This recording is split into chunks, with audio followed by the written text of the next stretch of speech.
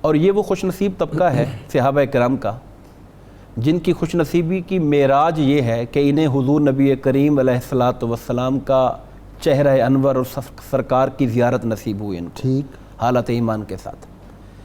بلکہ قرآن مجید نے ان کا تعارف ہی یوں کروایا کہ محمد رسول اللہ والذین معہ، کہ حضرت محمد صلی اللہ علیہ وسلم اللہ کے رسول ہیں اور وہ لوگ جو آپ کے ساتھ رہنے والے تھے۔ صحابیت کا عنوان والذین معہ ہے۔ ماہو، ہماری دھرتی کے خواجہ غلام فرید رحمۃ اللہ تعالی علیہ نے اس کی ترجمانی یوں کی کہ وسدے ہاسے تے وسدے ناسے آہا، تیری جھوک دے آسے پاسے، واہ واہ واہ سن دے ہاسے تیریاں مٹھڑیاں گالیں، سونا یار سنیندہ ہاسے۔ آہا، یہ جو جھوک کے آسے پاسے پھرنے والے لوگ ہیں، واہ واہ، یہی وہ لوگ ہیں جنہوں نے اپنی دنیا بھی سواری اور قیامت کے دن کے اعلیٰ درجات کو بھی پا لیا، سرکار کی خدمت اور سرکار کی بارگاہ کے اندر اپنی فداکاری اور اپنی ایثار اور جابازی کے مظاہر۔ ذالک مثلہم فی التوراۃ و مثلہم فی الانجیل۔ ان کے تذکرے تو صدیوں سے، ہزارہ سال سے چلتے چلے آ رہے ہیں۔ واہ، اور جیسا کہ میرے فاضل دوستوں نے ذکر کیا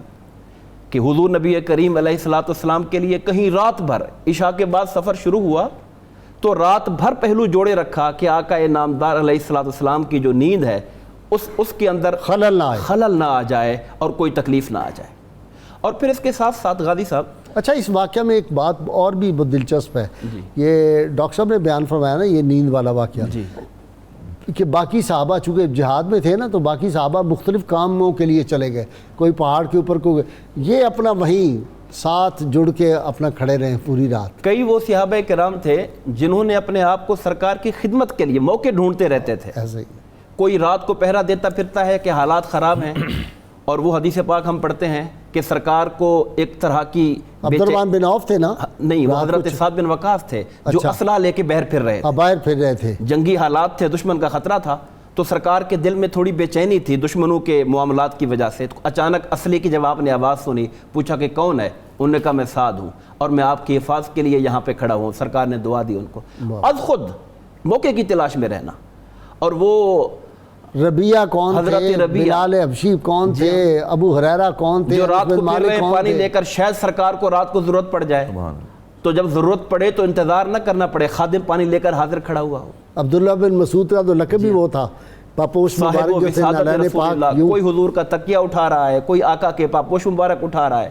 تو ان کا تو معراج ہی یہی تھا، ان کی تو شان پاک کا جو سب سے بڑا مینارہ ہے وہ یہی ہے کہ انہوں نے اپنے آپ کو سرکار کی خدمت کے لیے اور سرکار کی محبت ادب کے سلیقے اور قرینے اس بارگاہ سے کوئی سیکھے، اس بارگاہ سے ملتے ہیں۔ اور اس کے ساتھ ساتھ دوسرا پہلو یہ ہے کہ حضور نبی کریم علیہ الصلوۃ والسلام نے جہاں جو تعلیمات دین دی ان کو، اور آپ نے مدینہ منورہ کے اندر آ کر مہاجرین و انصار کے درمیان جو مواخات کا رشتہ جوڑا، اور اللہ تعالیٰ نے انما المؤمنون اخوۃ کہہ کر مسلمانوں کو ایمان کی نسبت سے جو بھائی چارے کا درجہ دیا، اس کا یہ بہت پاس کرتے تھے۔ ایک بڑی معروف حدیث پاک ہے کہ ایک انصاری صحابی فوت ہو گئے تو ان کا جب جنازہ آیا تو بتایا گیا کہ ان کے اوپر کچھ قرض ہے، تو حضور نبی کریم علیہ الصلوۃ والسلام نے ان کے جنازہ پڑھنے سے اعراض فرمایا۔